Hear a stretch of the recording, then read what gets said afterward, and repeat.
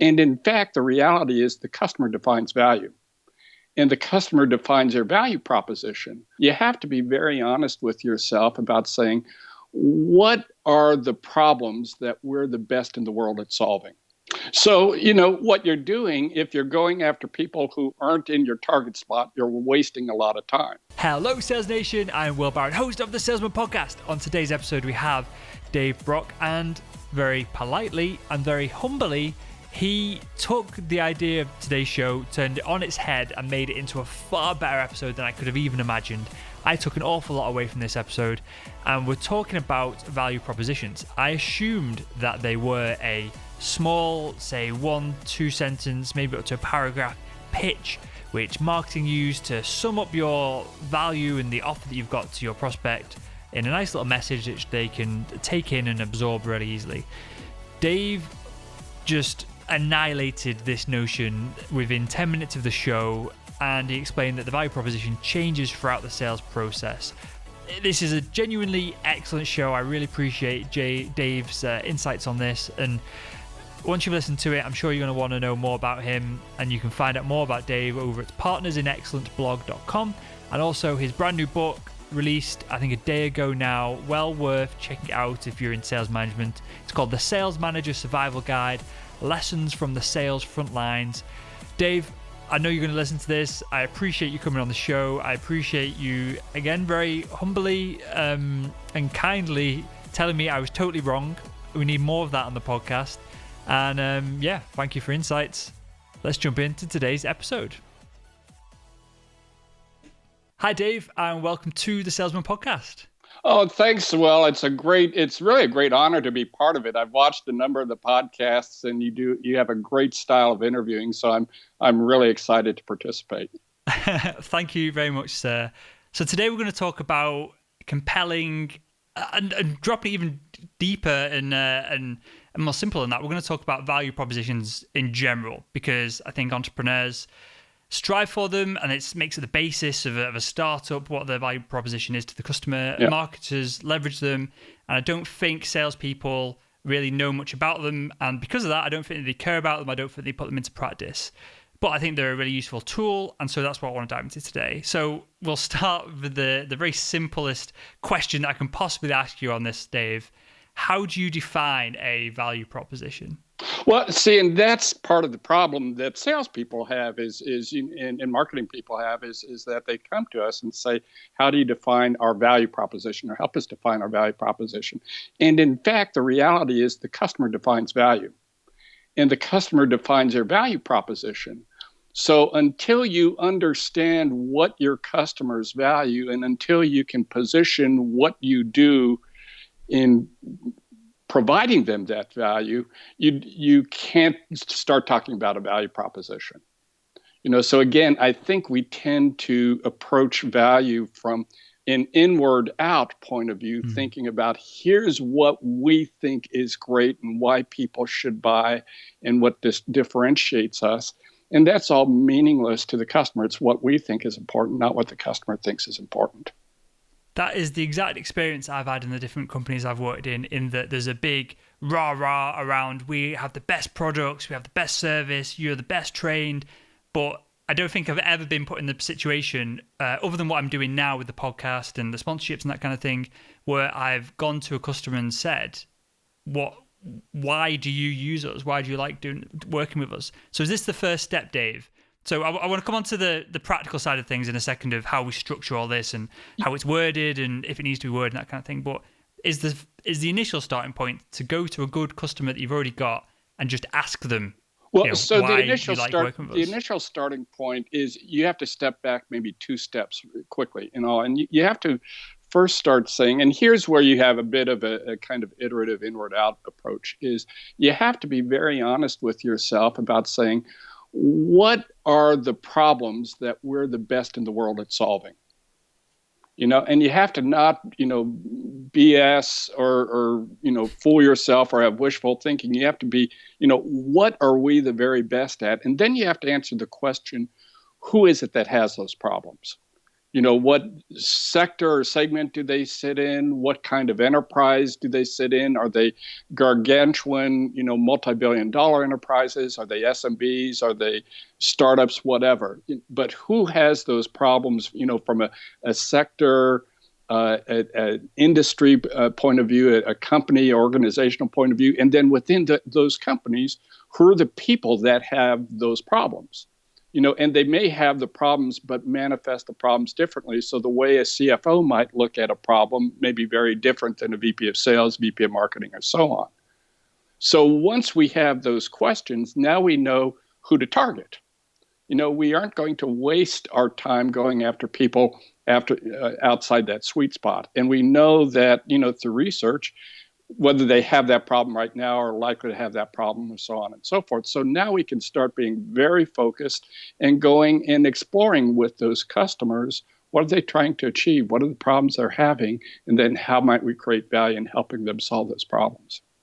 And what happens when, because I'm sure there's going to be people who are going to listen, who are going to pause the podcast at this point, have a think about this and put it into action. What happens when you do this little exercise and it turns out that the people you should have been targeting are not the people that you and the salespeople before you've taken over from, have been targeted in the past? So, what you're doing, if you're going after people who aren't in your target spot, you're wasting a lot of time. You're wasting their time, you're wasting your time, and your probability of winning those people is very, very low. And also the magic, the way we produce results as salespeople and the way we create the most value for our customers is being very viciously focused on that sweet spot of these are the people that we can really help. And these are the guys that will want to buy what we do because we're the best in the world at solving that problem. So if I want to, for instance, increase my win rate, increase my average deal value, my deal margin, decrease my sales cycle from a pragmatic sales point of view, I want to focus viciously on those people because those are my customers. They're the people who want to buy because I can create value for them. Okay, so we've narrowed it down. What is the next step? Because I'll tell you where I want to end up on this. I want to end up with the salesperson having a quick, unique message that shares their value proposition that can be put into conversations and put into emails. So with that in mind, is there a structure that we can use to build that written or spoken passage from the data that we've got so far? So I'll politely push back on you. I don't believe the value proposition is a statement that the salesman creates and delivers, and magically the customer falls over and issues you a PO. Why not? That'd be so easy. It would change the industry. But in the real world, that's not what happens. So what we start doing is and I'll get to your question, but I'll step back a moment. Is if you look at things like, say, in the guys like Brent Adamson, Matt Dixon, Pat Spenter, and Nick Toman did in Challenger Customer, we know that in the complex decision-making cycle, we end up being 1 in 3. The customer has self-educated themselves, and they've narrowed down to a short list of 1 in 3. Actually, any one of those solutions can solve their problem. So if we try and look at that statement that says, what's our value proposition? We're trying to make that statement around our product, our solution, and so on and so forth. And the customer doesn't care because by the time we're on the short list, any solution will happen. So the real trick about value propositions is all the work we do with the customer to get to that point and all the work we do with the customer to make the selection, which is, and the ultimate value proposition becomes us as the salesperson. It's how do we get our customer to think about their business differently? How do we get them to think about solving a problem? How do we get them motivated to change? How do we get them to buy this stuff? Because if you look at it, and most of the stuff that we're involved in is very complex, very high-end, high-price type stuff. So you look at say a CRM system. How many times in a sales executive's career, if he's lucky or she's lucky, do they buy a CRM system? Hopefully once, maybe 2 or 3 times. But, in the years that go between those purchase decisions, a lot changes. So they really don't know what to look for. What are the right questions? What are the issues that we should look at in implementing a CRM system? So we create a lot of value in helping them understand how to buy, helping them ask the right questions. So let me interrupt you there a second, Yep. just so I'm right on this. Is your value proposition, is what you're saying then, it isn't the statement that gets you in the door in the first place. It's a bespoke package that you put together for each of the customers to differentiate yourself from the other 2 or 3 people that you're competing with. Is that right? It's actually what you do and how you engage the customer in their problem-solving process. So, one of the things, and they're kind of phases of a value proposition. What gets you in the door has to be just good enough. It doesn't have to be superior. It doesn't have to be differentiated. It has to be sufficient to get me to be 1 in 3. And at that point, any solution solves the customer's problem.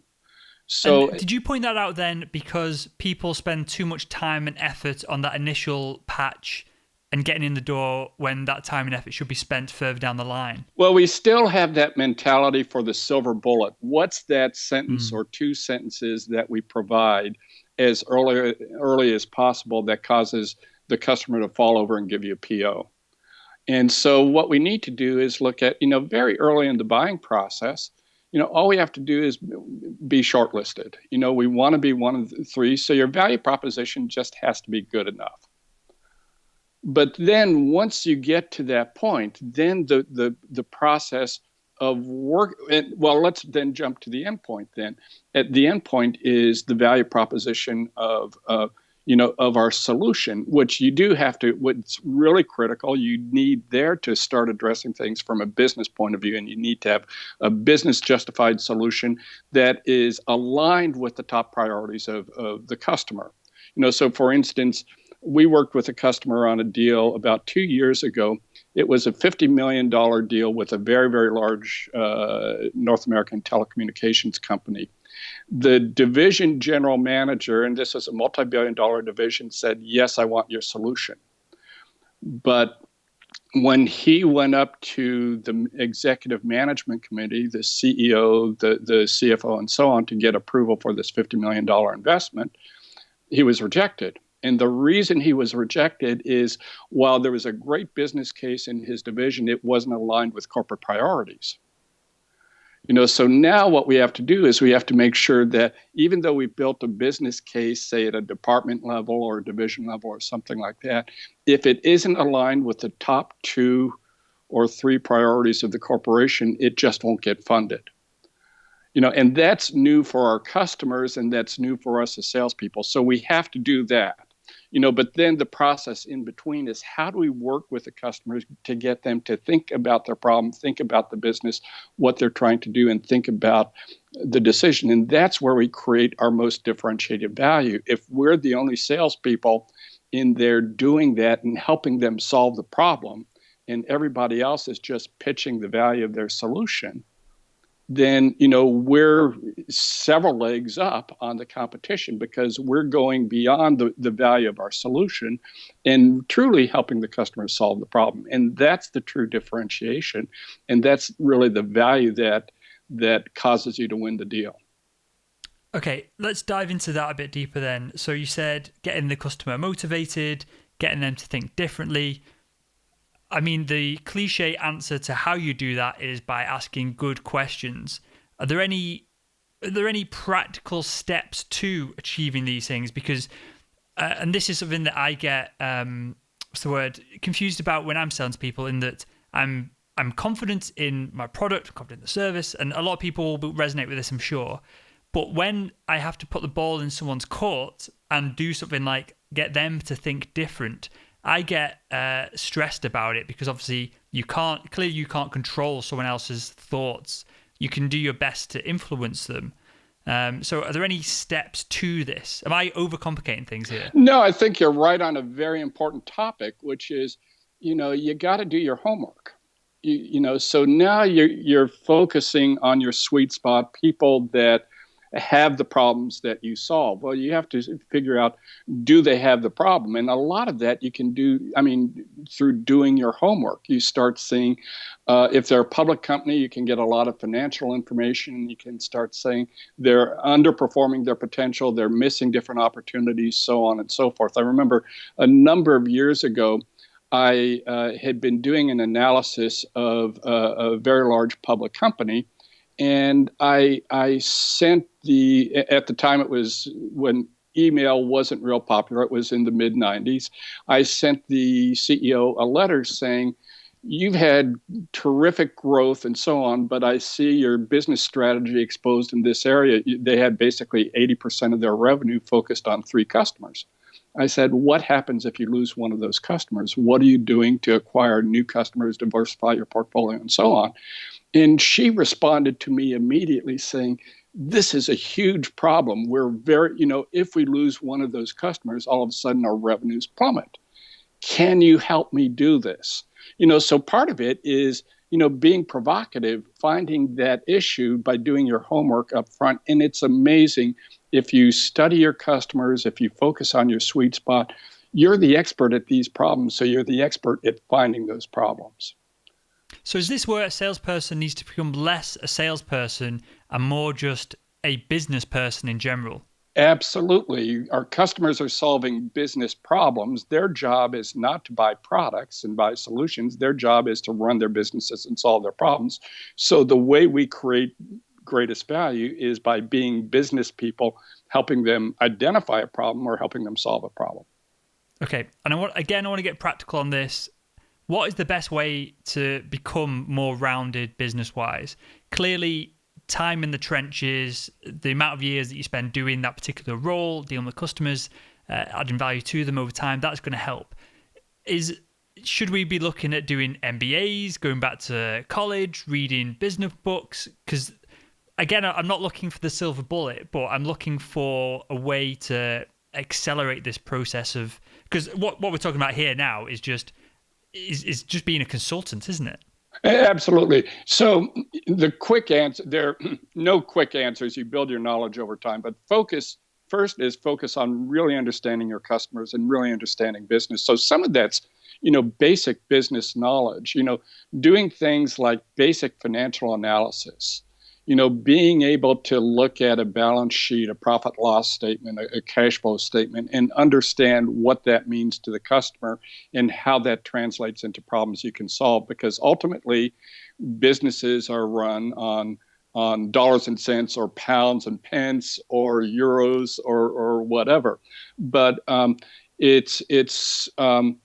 it's understanding that business. Then it's becoming as knowledgeable as you can about their industry or their specific business, and you build that over time. The good news is there's some tremendous tools available to help you do this right now. Technology is really our friend. So, there are a lot of tools that can help us, one, identify troubled companies. 2 is identify the type of trouble they are and filter this to make sure they fit in our sweet spot. So technology really helps us. But again, what you have to do is, ultimately, as a salesperson, you have to be able to have that conversation. And if I can't sit across the desk or on the phone with you and have a good business conversation, then I'm not going to be credible. And you don't have to be the expert. Sometimes it's just that you care, that you're bringing up the issue, that you can have a reasonable conversation. Because guess what? The conversations your competitors are having is about their products. The conversation you're having is about their business, even though it's this much of their business. It's a conversation about their business. So who's going to be better positioned in the eyes of the customer? And what I wanted to come on to, so you blow my mind here, Dave, and this is not where I thought the conversation was going, and I'm absorbing all this as we speak.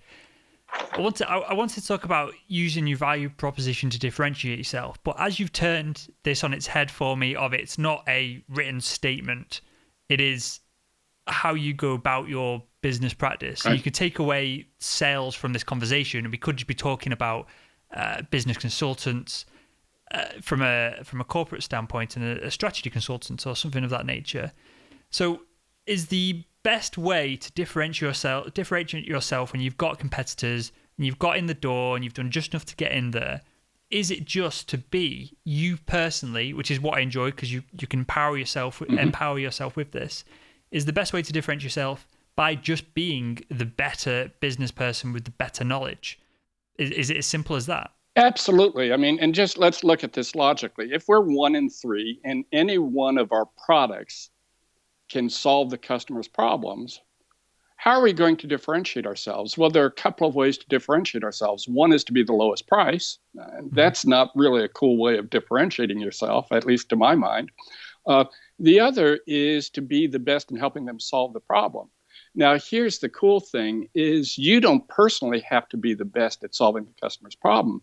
What you have to do is you have to bring the right resources in that help solve the problem. So, maybe I recognize that my customer has some very technical challenges that they need to overcome to address a problem. Well, I'm terrible at technology, but what I'd like to do is I'd like to bring in a resource in our company that is expert at that. So in some cases, the salesperson takes the role of being a resource manager, of saying who are the right people, what the right resources to get in front of the customer to help them address and solve their problems. This is brilliant. You've taken the words out of my mouth, because what I was thinking as you were saying all that previously in the conversation was, we need to bring in our management, our marketing team to help out our executives to have perhaps that higher level conversation that as much willing as you can put into it, as much time as you put into it, perhaps unless you've done an executive or VP or director role, there's probably things you're not going to know about.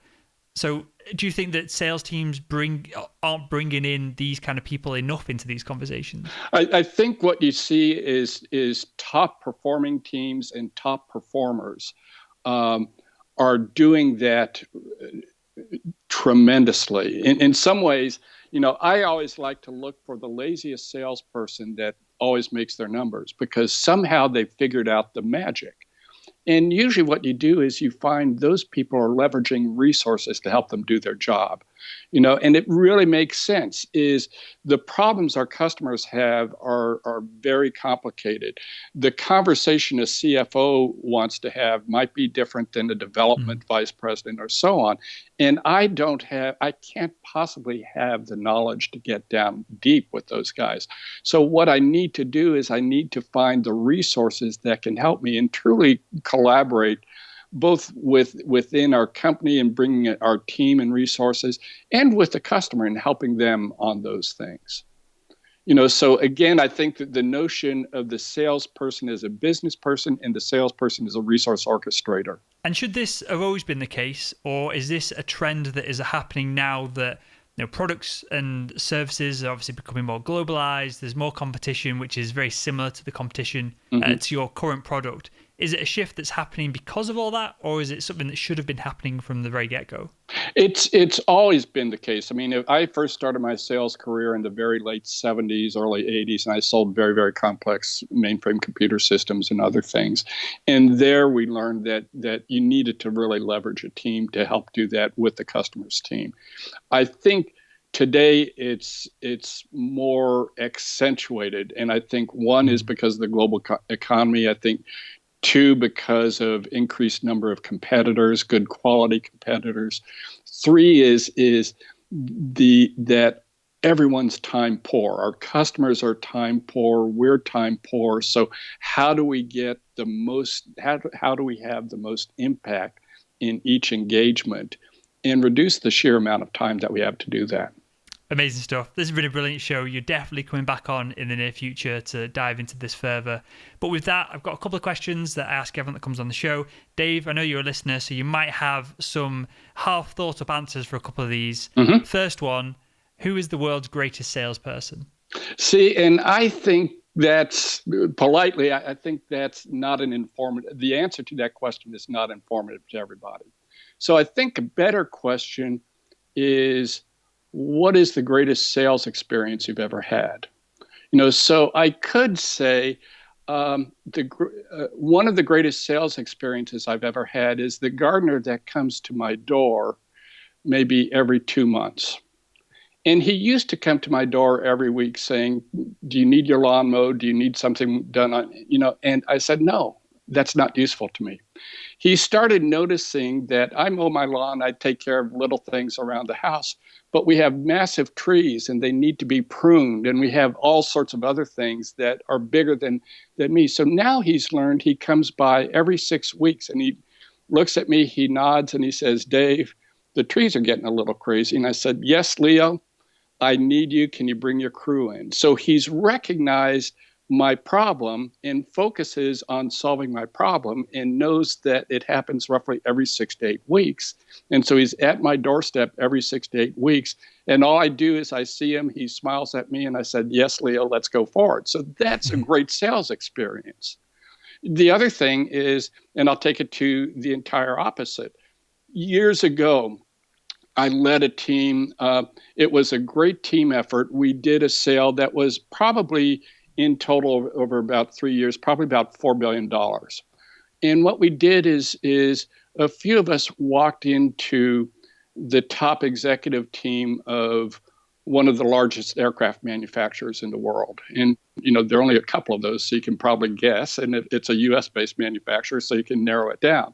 But in any case, we said, we have a vision for a new way of designing aircraft. We believe aircraft can be designed and manufactured, at least simulated, 100% digitally. And it'll tremendously change your business in terms of reducing design time, reducing time to market, reducing cost by tens of billions of dollars. Would you be interested in exploring that with us? So it was not an individual, but it was coming to the customer with a provocative idea and getting them to think differently. So I think the more informative question is, what are great selling experiences? And you start finding them every day with your gardener. The last car I bought, the guy was just a phenomenal salesperson because he knew how to create the selling experience for me. I see business to business people creating great selling experiences for those company, for their customers. So that's the more informative kind of question. Nice. You're not the first person to slate that question, Dave. I don't know her name. Someone on LinkedIn messaged me saying that she hates the question, and she came up with a good alternative. This happened yesterday, so I'll throw that at you next. And her question, which she suggested would be different to that one, was if you could do what's the one thing you do every day that you account a big chunk of your success to? I think it's really two things. It's being really curious and caring. If you aren't really curious, you aren't going to find the problems that your customer have. And if you don't care, they aren't going to invite you to help solve the problems. And what do you say to a salesperson who's listening to this now? They're driving over to a sales meeting and they're going, I don't really care about this. I just want them to buy so I can go on holiday next week. They're in the wrong job. They should go to retail, wait for customers to come in and accept their orders. I've got one final question for you. So I'm going to ask everyone on the show that comes on the show, as if you could go back in time and speak to your younger self, what would be the one piece of advice you'd give him to help him become better at sales? I think it goes back to saying it really is all about the customer. And if you start engaging the customer in what they care about rather than what you care about, so it goes back to being curious about their business. How do you do these things? Why do you do these things this way? What would you like to achieve? Where would you like to go? Those kinds of things. Just doing that viciously in a very focused manner and not wasting your time on the stuff where you can't do anything about it. I get dozens and dozens of calls every week because I have a fairly high social visibility. And, I'm very focused on those. I know who we solve problems for and what problems we solve. So if somebody calls me and they have from an area that we aren't great at, I'm not going to waste my time or their time. I'm going to point them to another resource and say, good luck and Godspeed. But I'm not going to waste my time on that. So knowing your right customer, being curious, trying to help them, that's the secret to success. And if I'd done that better, I would be much richer than I am right. Good man, good man. Tell us about the new book and then share a little about where the audience can find out more about you and everything that you do as well. Oh, thanks for asking about it. Well, today's the launch day for my book, Sales Manager's Survival Guide. And what it was is I look at, probably the most important job, most difficult job in selling is the frontline sales manager, because they're kind of caught between a rock and a hard place. They manage individuals to maximize their performance, and they're responsible to the organization. And there aren't a lot of great resources available to them. So I really wrote this as a guide to, it's called the Sales Manager's Survival Guide, but it's really a guide to thriving as a sales manager, to understanding the pure joy and fun you have from sales management, and then how to lead your team to get top performance. So I'm really excited about it. The feedback that we've gotten has just been beyond my wildest dreams. So people can go to Amazon, buy it. They can go to Sales Manager Survival Guide to get some more information and some freebies if they want. You can find me at partnersinexcellenceblog.com, or you can find me at Twitter at David A. Brock, or, all the usual places. Good stuff. I'll link to all that in the show notes over at salesman.red. And with that, Dave, do you know what? Genuinely, you've turned the show on its head a little bit in your ideas and the concepts around the value proposition. It's far more important than even I thought it was going into the show. So I appreciate that. I know the audience do as well. And I want to thank you for taking your time today and joining us on the Salesman Podcast. Oh, thank you, Will. It's a real privilege. I really appreciate it. And there we have it, Dave. Thank you very much for throwing a spanner in the works on this one, mate. I appreciate it. And it led to, I think, really one of the best shows we've done.